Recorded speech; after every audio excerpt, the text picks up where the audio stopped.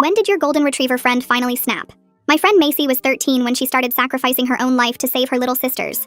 Zada had aplastic anemia, meaning she needed extra blood, bone marrow, even organs. By 16, Macy had donated over 500 pints of blood, had corkscrews drilled into her for bone marrow 6 times, even gave Zada a kidney and 60% of her liver. At 18, she was down to 87 pounds, taking 23 pills a day to keep her remaining organs functioning. Her dream of motherhood was dead, her immune system was destroyed, and her bones fractured upon the slightest impact. But Zada was alive, thriving and living the teenage life Macy gave up. 2 years later, Macy got diagnosed with lymphoma. Doctors said it was likely the extreme stress she put her body through. And yet, Macy didn't cry or didn't complain. All she asked for was one thing. When cancer patients finish their last treatment, they ring this brass bell in the main lobby. 3 rings to say you survived. Macy had watched dozens of people ring it. Their families would cry and cheer. She wanted that. For once, she wanted to be the one being celebrated for surviving. She texted the family group chat. June 15th, they let me ring the remission bell. Would mean the world if you could be there. Zada instantly responded with heart emojis. The whole family promised they'd be there. The morning of June 15th, Macy did her makeup for the first time in 2 years, and even styled what was left of her hair.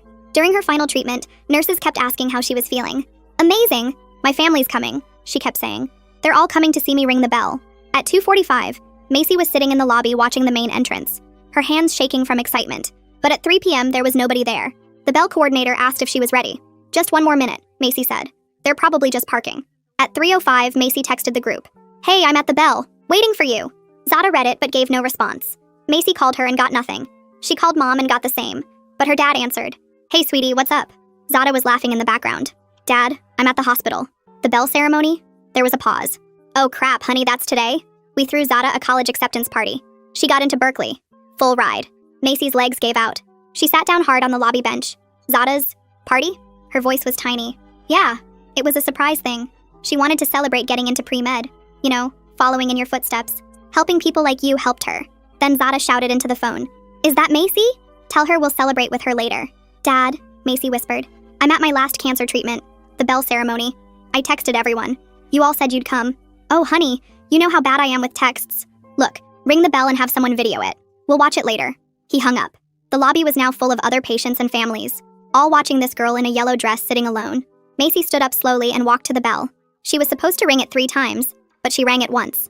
A few people clapped awkwardly, and that's when the tears started coming.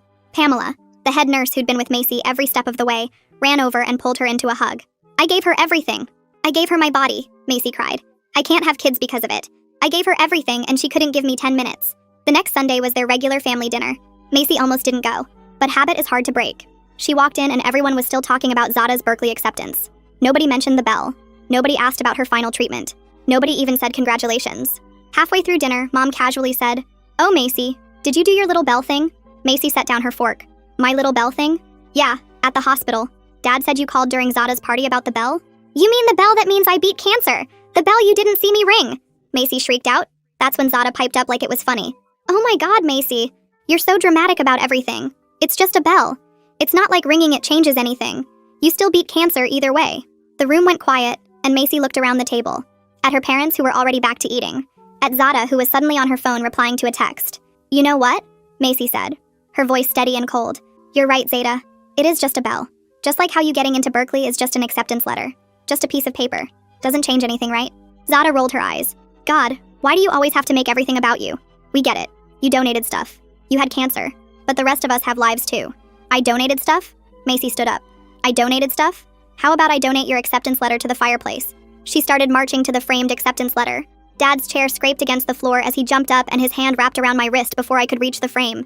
Mom was already on her feet screaming about how I was ruining everything again and being selfish like always. The acceptance letter sat there behind glass while Dad's grip got tighter and my thin wrist started hurting under his fingers. Zada didn't even look up from her phone and kept scrolling through Instagram like we weren't even there. I yanked my arm back hard and Dad let go but stayed between me and the fireplace with his hands up like I was some wild animal. My voice cracked as I started listing everything I gave up for her while tears ran down my face. The blood draws every 2 weeks that left me dizzy and weak for days afterward. The bone marrow extractions where they drilled into my hip bones while I bit down on a towel. The kidney surgery at 14 that took 6 weeks to recover from and made me miss the whole school year. The liver donation that nearly killed me when I got an infection and spent 3 months in the hospital. My destroyed immune system that meant I couldn't go to the school dances or football games or even the mall. The 23 pills I take every morning just to keep my remaining organs working right. The fact that I'll never have kids because my body is too damaged from all the donations. Zada finally looked up and rolled her eyes like I was being dramatic about nothing important. Mom kept yelling about how ungrateful I was, and Dad stood there shaking his head like I was the problem. I pushed past him and headed for the front door while Mom followed me screaming about family loyalty. The door slammed behind me and I ran to my car parked on the street in front of their house. My hands shook so bad I dropped the keys twice before getting the door open and falling into the driver's seat. I sat there for an hour with my whole body shaking while tears soaked through my shirt and snot ran down my face. My phone buzzed and Pamela's name showed up asking how family dinner went since she knew it was Sunday. I typed back that I finally stood up for myself and hit send before I could change my mind. The phone rang immediately, and Pamela's voice was soft and worried when I answered with a sob instead of hello. She told me to come to her house right away and not to go back home no matter what. I started the car and drove the 15 minutes to Pamela's small house near the hospital while she stayed on the phone. She was already standing on her porch when I pulled up and ran to my car before I could even turn it off. Her arms wrapped around me as I fell apart completely, and she helped me inside to her living room. She made me chamomile tea while I sat on her couch wrapped in a blanket that smelled like lavender fabric softener. I told her everything between sobs about how they forgot my bell ceremony for Zada's party instead. How they couldn't give me 10 minutes after everything I gave up to keep Zada alive and healthy. Pamela sat next to me and rubbed my back while I cried about feeling invisible in my own family. She didn't try to defend them or tell me I was overreacting like everyone else always did. Instead, she just listened and handed me tissues and made sure I drank the tea she made. When I finally stopped crying around midnight, she set up the couch with sheets and pillows from her closet. I fell asleep still wearing my clothes from dinner and woke up to sunlight coming through her living room window. My phone showed 17 missed calls from Mom and a bunch of texts calling me selfish and dramatic and ungrateful. Dad's texts were different and asked me to come home so we could talk about this like adults. I deleted them all without responding and found Pamela in the kitchen making scrambled eggs and toast for breakfast. She took one look at my face and told me I didn't have to go back if I wasn't ready. We ate breakfast in silence and then she reminded me about my follow-up appointment at the hospital that afternoon. I'd forgotten completely with everything that happened, but Pamela said she'd drive me there herself to make sure I went.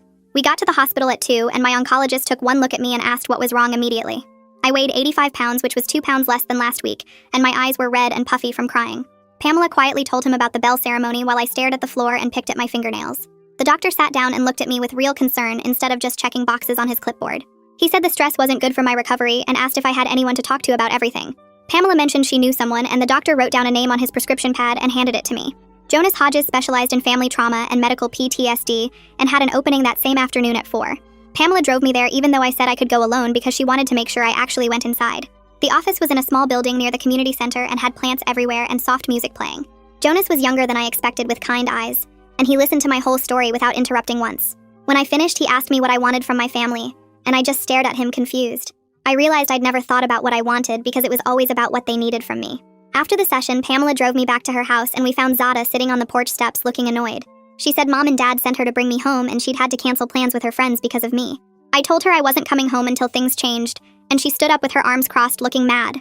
She said I was being petty about a stupid bell and making everything about me like I always did.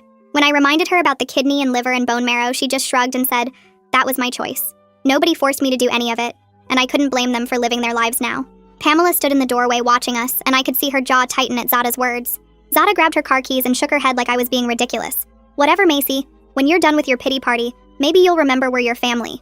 She stomped down the steps and got in her car, slamming the door so hard the whole car shook. Pamela put her hand on my shoulder as we watched Zada speed off down the street. She really doesn't get it, I said, my voice breaking.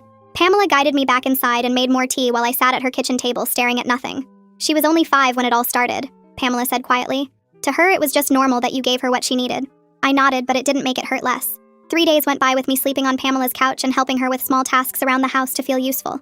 On the 3rd morning, I heard a car pull up and looked out to see Dad's truck in the driveway. He got out alone and walked up to the door looking tired and older than I remembered. Pamela answered, and I heard him ask if I was there and if we could talk. I came to the door and he immediately started apologizing, saying he screwed up and wanted to take me to lunch to make things right. Pamela gave me a look that said I didn't have to go, but I grabbed my jacket anyway. Dad drove us to the diner we used to go to when I was little before everything changed. We sat in a booth by the window and he ordered coffee while I got water because my stomach couldn't handle much else. Macy, we love you, he started. We just got caught up in Zada's excitement about Berkeley. I pulled out my phone and scrolled to the family group chat from 2 weeks ago. Look, Dad, I said, turning the screen toward him. There were all the messages about my bell ceremony with everyone promising to be there. Mom sending heart emojis, Dad saying he wouldn't miss it for the world. He stared at the screen for a long time, then pushed the phone back to me. When are you coming home? He asked, changing the subject completely. I need space, Dad, I told him. I need to figure out who I am without being the family donor. He paid for my untouched water and drove me back to Pamela's in silence. That afternoon, Pamela helped me look at apartment listings online, and we found a small studio near the hospital that accepted disability payments. The next day, we went to see it, And even though it was tiny with peeling paint and old appliances, it had a window that got morning sun. I signed the lease right there using my disability check for the deposit. Pamela took time off work to help me move while my family was gone during the day. We packed my few clothes and the medical supplies I needed into boxes and drove them over in 2 trips. I didn't have much since most of my life had been spent in hospitals or recovering at home.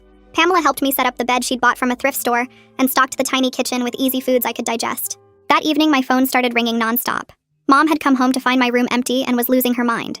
Her voicemails got more and more angry, calling me selfish and saying I was tearing the family apart.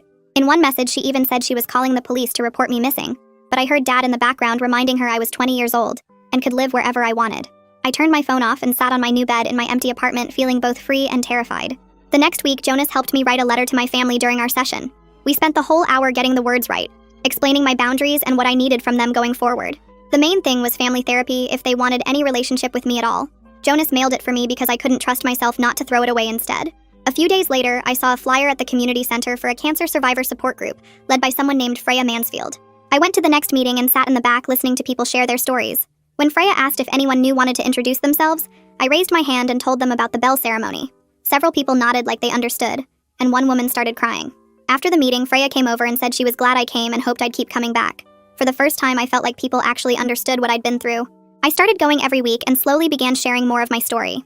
2 weeks into living alone, I woke up on my bathroom floor not remembering how I got there. My phone was ringing somewhere, but I couldn't reach it.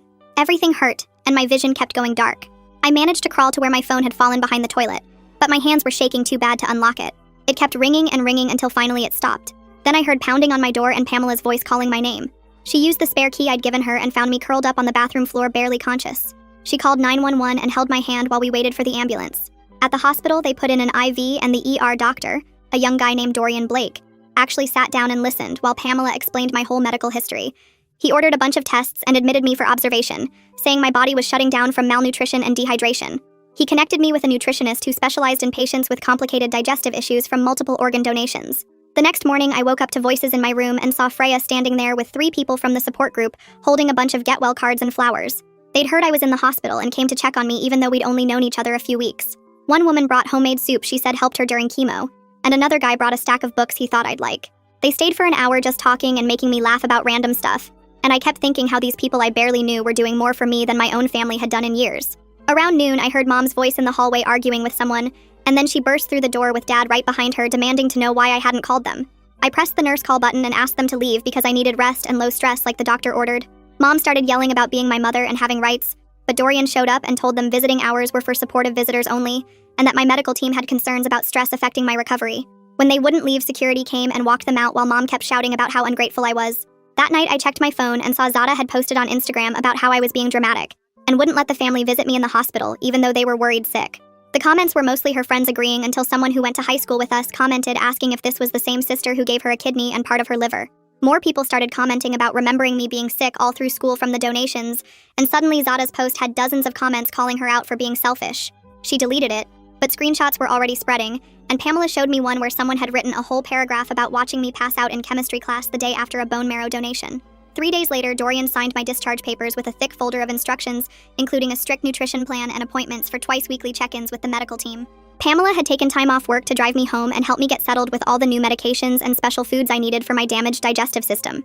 She stayed the whole first day making sure I ate every 2 hours like the nutritionist ordered and helping me organize all the pills I had to take at different times. The next week during my session, Jonas suggested I start writing in a journal about what my life might look like without my family's expectations weighing on me.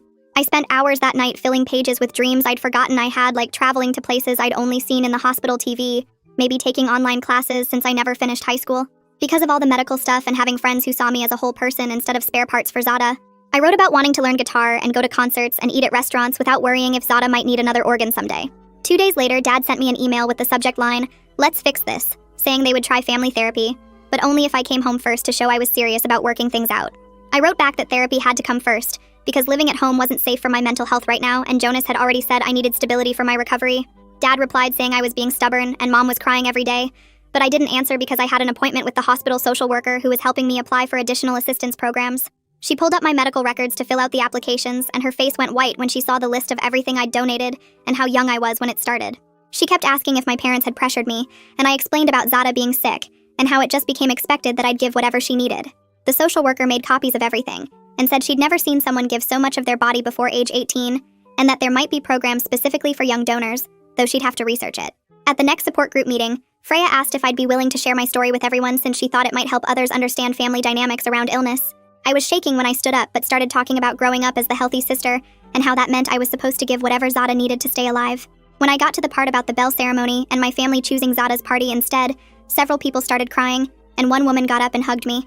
After the meeting, an older woman came over and introduced herself as Carol, and said her family had done something similar when her brother had cancer, and she was expected to be the strong one who never needed anything. She gave me her number and said to call anytime I needed to talk to someone who understood what it was like to be invisible in your own family. The next day, Mom finally agreed to one family therapy session, but insisted on bringing her own therapist, who she'd been seeing for years. Jonas agreed to a joint session, but warned me on the phone that this might be more about her trying to control the narrative than actually making progress, and to prepare myself for that possibility.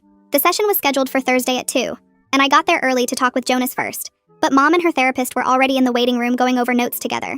Mom's therapist was this older woman with gray hair pulled back tight, and she kept nodding while Mom pointed at papers she'd brought, probably lists of all my supposed problems. Jonas came out and his face tightened when he saw them huddled together, but he stayed professional and was invited everyone into his office. The room felt smaller with 5 people, and Mom immediately took the chair closest to her therapist, while Dad sat on the couch looking uncomfortable. Mom's therapist started talking before Jonas could even introduce himself properly, going on about how Mom had been traumatized by Zada's illness, and how some children don't understand the stress parents go through. She kept using phrases like attention-seeking behavior and inability to see the bigger picture, while looking right at me. Jonas tried to redirect by pulling out actual medical documentation about my donations and the physical toll they took, but Mom's therapist waved it off, saying, "Physical sacrifice doesn't mean emotional manipulation isn't happening." Mom was nodding along and adding comments about how I'd always been dramatic even as a kid, and how I was jealous of Zeta getting into Berkeley. I started shaking, and Jonas noticed, asking if we could focus on the missed bell ceremony since that was the current issue. But Mom's therapist said that was just one incident being blown out of proportion. She actually used the word performative to describe my cancer treatment celebration request. That's when Jonas stood up and very calmly but firmly said we needed to stick to documented facts, not interpretations, and he started listing every single donation I'd made with dates and medical impacts. Mom's therapist tried to interrupt, but Jonas kept going, explaining how a 13-year-old can't legally consent to that level of medical donation, and asking why my parents never got me psychological support during those years.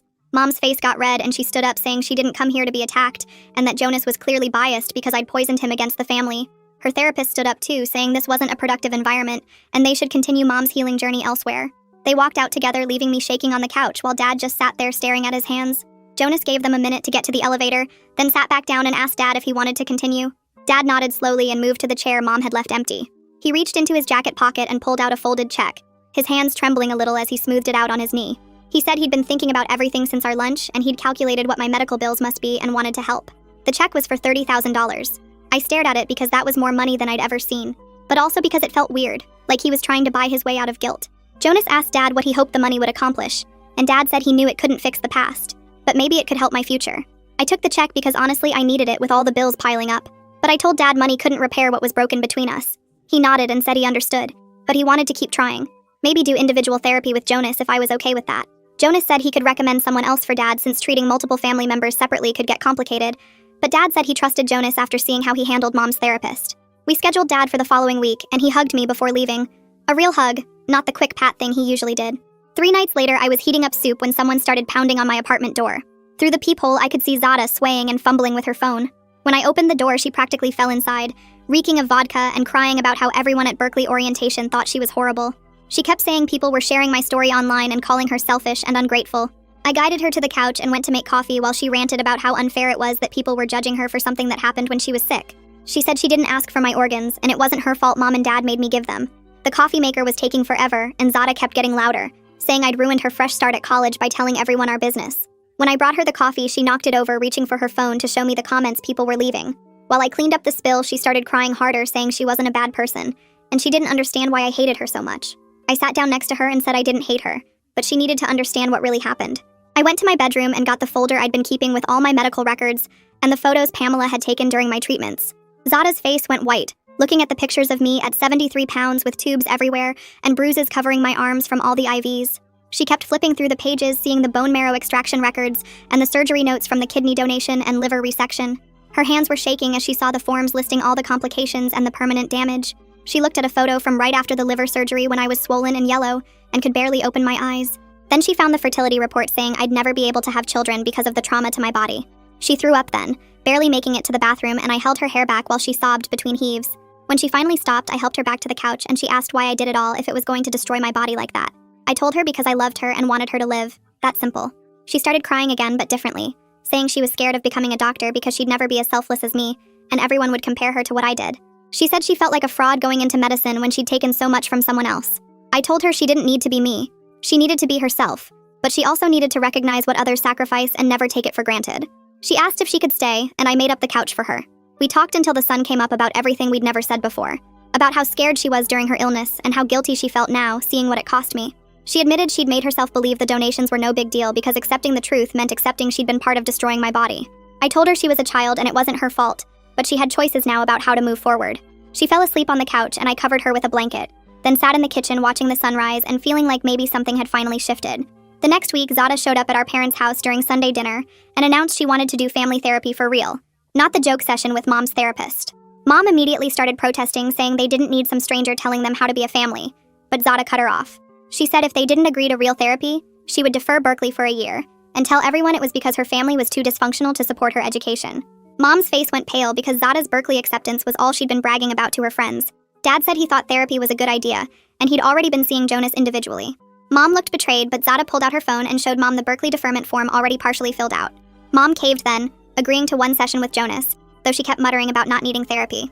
Jonas fit us in that Friday, and the office felt different with all four of us there, trying to actually work instead of fight.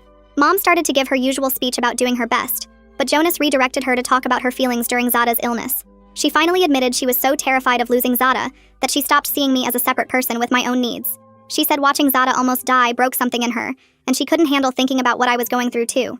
Dad talked about feeling like a failure as a father because he couldn't fix Zada's illness or protect me from having to sacrifice so much. He said he pretended everything was fine because acknowledging the truth meant admitting he'd failed both his daughters.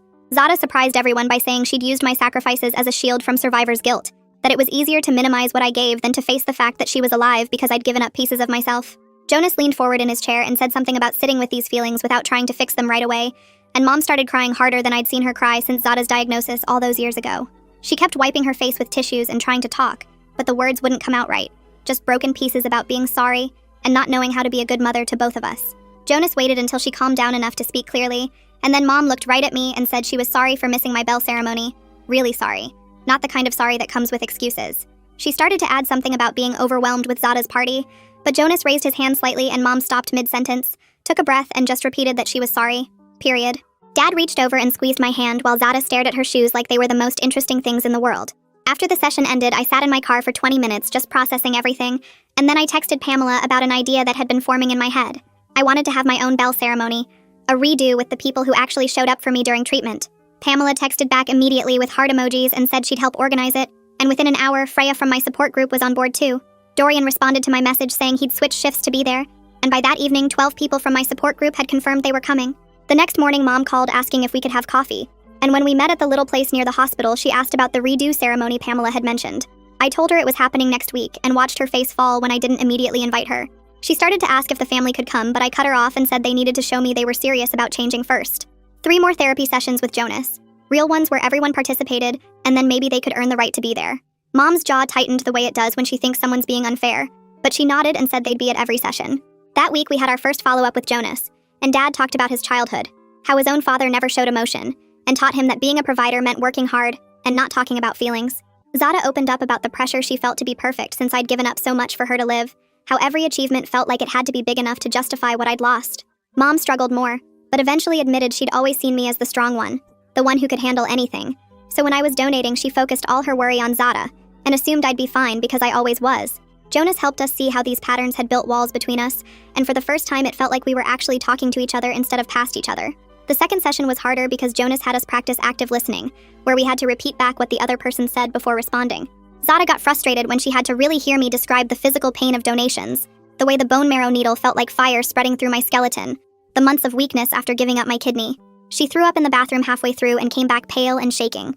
The third session focused on making amends without expecting forgiveness, and each of them had to tell me specifically what they were sorry for and what they would do differently going forward. Dad promised to see me as an individual, not just in relation to Zada's needs. Mom said she'd stop minimizing my struggles and start showing up for the small moments, not just the big ones. Zada cried through her whole apology about taking my sacrifices for granted, and promised to honor what I'd given by being grateful instead of guilty. The morning of my redo ceremony, I woke up nervous but excited, and when I got to the hospital, Pamela had decorated the whole lobby with yellow ribbons, my favorite color. My family was already there, sitting quietly in the corner, and Dad was holding a bouquet of sunflowers. Mom had a gift bag that I later found out contained a photo album she'd made of my treatment journey, with notes from nurses and doctors about how brave I was. Zada was wearing a shirt that said, "My sister is my hero," that she'd had made specially. When it was time, I walked to the bell with Pamela on one side and Freya on the other, and the lobby was packed with people from my support group, nurses from my treatment team, even some patients I'd gotten to know during chemo. Jonas stood with my family, and I saw him put his hand on Mom's shoulder when she started crying again. I grabbed the rope and rang the bell once, clear and strong, then twice, then the third time so hard the sound echoed through the whole hospital. Everyone erupted in cheers and applause, and Zada was recording it all on her phone while tears streamed down her face. Pamela pulled me into a hug and whispered that she was so proud of me, and then everyone was hugging me and celebrating, and it was everything I'd wanted the first time. We moved to Pamela's house for a small party she'd organized, and my family not only came but stayed the whole time, helping serve food and actually talking to people about my journey. Mom sat with Pamela for an hour, asking detailed questions about my treatment, what the hardest days were like, how Pamela had seen me struggle, finally wanting to understand what she'd missed. Dad helped clean up without being asked, and told Dorian how grateful he was that I'd had good doctors looking out for me. During the party, Zada stood up and clinked her glass to get everyone's attention, then announced she was using part of her college fund to start a foundation for sibling donors. She'd already filed the paperwork and wanted to call it the Macy Foundation, focused on providing support and recognition for siblings who donate to family members. She'd been working on it secretly for weeks, researching what resources were needed and how to structure it, and she wanted me to be on the board to help guide the mission. I started volunteering at the hospital the next month, working with teenagers going through cancer treatment, and Dorian introduced me to the pediatric oncology team, who immediately put me to work. The kids connected with me because I'd been through it recently enough to remember the little things, like how the chemo taste stays in your mouth for days, or how frustrating it is when people say you're so strong when you just want to be normal. Dorian told me after my first week that I had a gift for making the patients feel seen and heard, not just treated, and the head of pediatric oncology asked if I'd consider working there part-time once I was stronger. My family started a new tradition of monthly dinners where we'd go around the table and each share something important from our lives, something we needed support with and something we were grateful for. The first few were awkward, but by the third month it felt natural, and Mom actually started bringing a notebook to write things down so she wouldn't forget to follow up. Dad started texting me random things during the week, just checking in or sending funny memes, trying to build a relationship that wasn't just about family dinners. Zada called me before every big test or presentation at Berkeley, not for advice but just to hear my voice, and she'd tell me about her classes and her roommate and the boy she had a crush on, normal sister stuff we'd never done before. 6 months passed and my body started recovering in ways the doctors hadn't expected. My weight climbed to 95 pounds and my cheeks actually had color again. The new medical team at the hospital adjusted my medications, and suddenly I was down from 23 pills to just 12 a day. My hands stopped shaking, and I could walk upstairs without stopping to catch my breath. Dad started showing up at my apartment every Tuesday with printouts about vocational rehabilitation programs. He'd spread them across my kitchen table and we'd go through each one while he made notes about deadlines and requirements. He found programs that let me take classes online at my own pace, and never once mentioned how Zada was doing at Berkeley or compared our education paths. One program offered medical coding certification, and Dad helped me fill out every form and even drove me to the assessment appointment. The night before Zada's first day at Berkeley, she called me at 2 a.m., crying. She thanked me for everything I'd given her and promised she'd become the kind of doctor who sees the whole family, not just the sick kid. We both cried on the phone for an hour, and she told me she'd been reading about sibling donors and finally understood what I went through. Mom started sending me articles about medical trauma in families every few days. Then she signed up for her own therapy with a specialist who worked with parents of sick children. Her emails got longer and more honest, and one day she wrote me an apology with no buts or excuses attached. She admitted she'd been so scared of losing Zada that she forgot to see what she was losing with me. Pamela called me one afternoon with news that she'd been promoted to head of nursing education. She wanted me to speak to new nurses about family dynamics and how to support the siblings who donate. I agreed immediately, and spent weeks preparing my presentation with photos and medical records. The first time I spoke to a room full of nursing students, they all took notes and asked questions about things I'd never thought anyone cared about. The hospital administration contacted me 3 months later about creating new protocols for sibling donors. They'd reviewed my case and realized there were no support systems in place for kids like me. The committee met every week, and we designed requirements for psychological evaluations and counseling for donor siblings. They wanted to call it the Macy Protocol, and I cried right there in the conference room. The program would require hospitals to provide mental health support and recognition ceremonies for sibling donors. Thanksgiving arrived, and for the first time, my family planned the entire menu around my dietary restrictions. Mom called me 2 weeks before to get a list of foods I could eat without getting sick. Zada spent hours researching recipes and testing dishes that would work with my damaged digestive system. She made 3 different kinds of stuffing until she found one with ingredients I could handle. Dad grilled plain chicken just for me while everyone else had turkey. They set up a whole section of safe foods on the counter with labels, so I knew exactly what I could eat. Nobody made comments about my special needs or acted like it was a burden. We all sat around the table with Pamela and Dorian and Freya joining us as my chosen family. Mom had invited them without me asking and set places for them like they'd always belonged there. Zada kept checking if I needed anything, and Dad actually turned off the football game so we could all talk. Pamela told stories about my strength during treatment that my parents had never heard. Dorian explained how my volunteer work was changing the way young doctors thought about patient families. Freya shared how my story had inspired other survivors in our support group to set boundaries with their own families. Mom took notes while Pamela talked and asked real questions about what I'd gone through. Dad got emotional when Dorian described finding me collapsed in my apartment and how scared he'd been. Zada held my hand under the table when Freya talked about the isolation sibling donor's face. After dinner, we played board games and nobody mentioned Berkeley or grades or achievements. We just existed together as a family where everyone mattered equally. Looking around that table at my biological family finally seeing me and my chosen family who'd always seen me, I understood something important.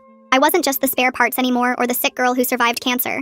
I was valued for who I was beyond what my body could give. My stories mattered and my pain mattered and my recovery mattered.